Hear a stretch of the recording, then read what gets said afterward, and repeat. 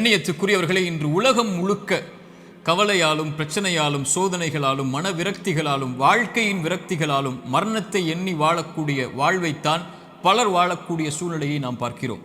குறிப்பாக வாலிப சமூகத்துடைய ஆண்களும் பெண்களும் பெரும்பான்மையாக இந்த நிலையில் இருக்கக்கூடிய காட்சியைத்தான் நம்மால் பார்க்க முடிகிறது. அல்லாஹுடைய தூதர் ஸல்லல்லாஹு அலைஹி வஸல்லம் இந்த காலம் மறுமை நெருங்கும் போது வரும் என்று சொன்னார்கள்.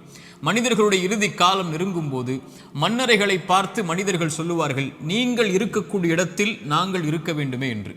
மரணித்தவனை பார்த்து உயிர் உள்ளவன் மரணிக்க வேண்டும் என்று ஆசைப்படுவான் என்று அல்லாஹுடைய தூதர் ஸல்லல்லாஹு அலைஹி வஸல்லம் அவர்கள் சொன்னார்கள்.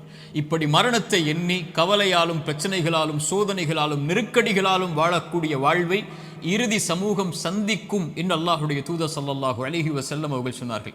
இன்று இதற்காக மருத்துவமனைகள் உருவாகிவிட்டது, இதற்காக மருத்துவர்கள் உருவாகிவிட்டார்கள். இதுவே மிகப்பெரிய ஒரு அம்சமாக சமூகத்தில் மாறிக்கொண்டிருக்கிறது.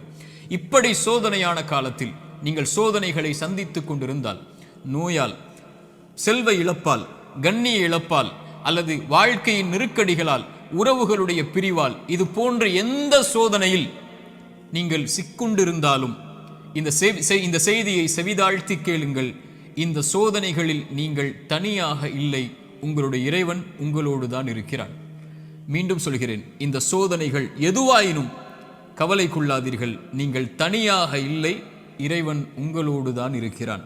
அந்த செய்தி தான் நான் இப்போது உங்களுக்கு சொல்லக்கூடிய செய்தி. குர்ஆன் சொல்லுகிறது, வனப்லூக்கும் பிஷ்ஷர்ரி வல் கைரி ஃபித்னா.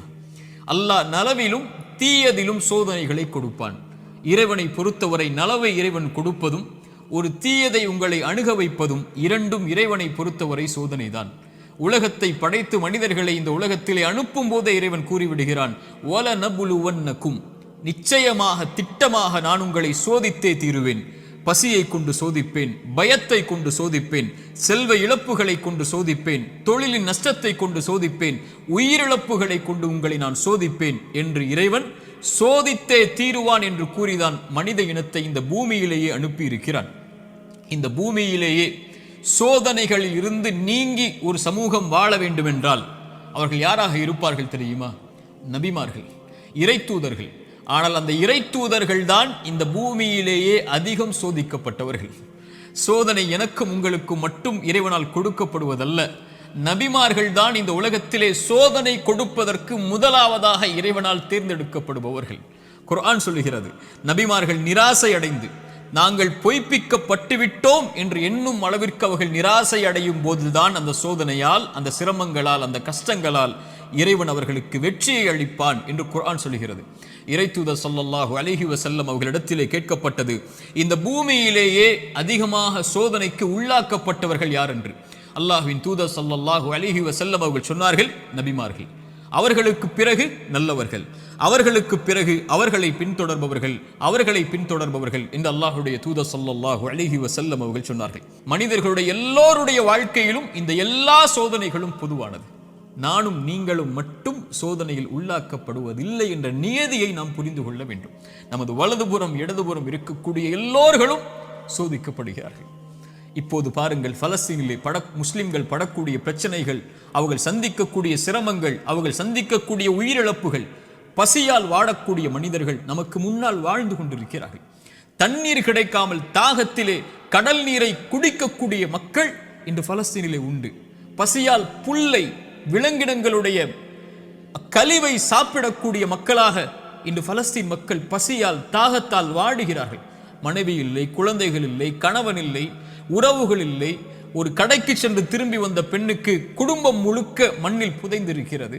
அவர்களுக்கு உணவுக்கு வாய்ப்பில்லை, தண்ணீருக்கு வாய்ப்பில்லை, ஒதுங்குமிடத்திற்கு வாய்ப்பில்லை, பாதுகாப்பிற்கு வாய்ப்பில்லை. அவர்கள் தொழுவதற்கு மஸ்ஜிதுகள் இல்லை பலஸ்தீனில். இந்த சோதனைகளுக்கு முன்னால் எல்லாம் என்னையும் உங்களையும் நிறுத்தி பாருங்கள். நம் சோதனைகள் எல்லாம் ஏமாத்திரம். என்ன அளவு சோதனைகளை சந்திக்கிறோம்.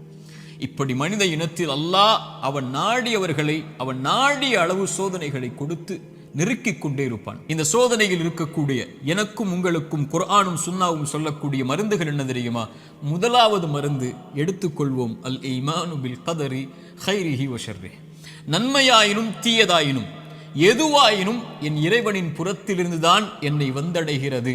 அவன் இந்த சோதனை வருவதற்கு முன்னதாகவே அந்த விதியை நிர்ணயித்திருக்கிறான், அதை அறிந்திருக்கிறான். அந்த சோதனை எனக்கு வருகிறது, இதன் மூலமாக இறைவன் என்னை சுத்தப்படுத்த, என் அந்தஸ்தை உயர்த்த நாடுகிறான், அல்லது என்னை நான் செய்யும் பாவங்களால் தண்டிக்க நாடுகிறான். இதை பின்னால் விளக்குகிறேன்.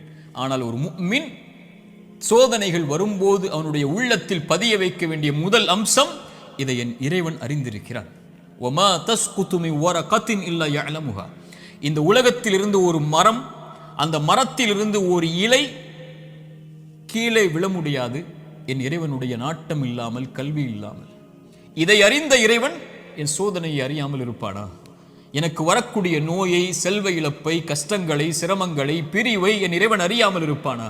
அல்லது நாம் இன்று உலகத்திலே பார்க்கக்கூடிய எல்லா சோதனைகளையும், பலஸ்தீனில் என்னுடைய சமூகம் படக்கூடிய சிரமங்களை, கஷ்டங்களை, சோதனைகளை, அந்த இரத்தங்களை, அந்த உயிரிழப்புகளை, அந்த பிரிவுகளை, அந்த ஓலங்களை இறைவன் அறியாமல் இருப்பானா? இறைவன் அனைத்தையும் அறிந்திருக்கிறான். ஆனால் அவனுக்கென்று ஒரு நியதி இருக்கிறது, அவனுக்கென்று ஒரு வழிமுறை இருக்கிறது. இந்த சமூகத்தை தூய்மைப்படுத்துவதற்கும், இந்த சமூகத்திற்கு அவன் பாவங்களின் காரணமாக தண்டனைகளை கொடுப்பதற்கும்.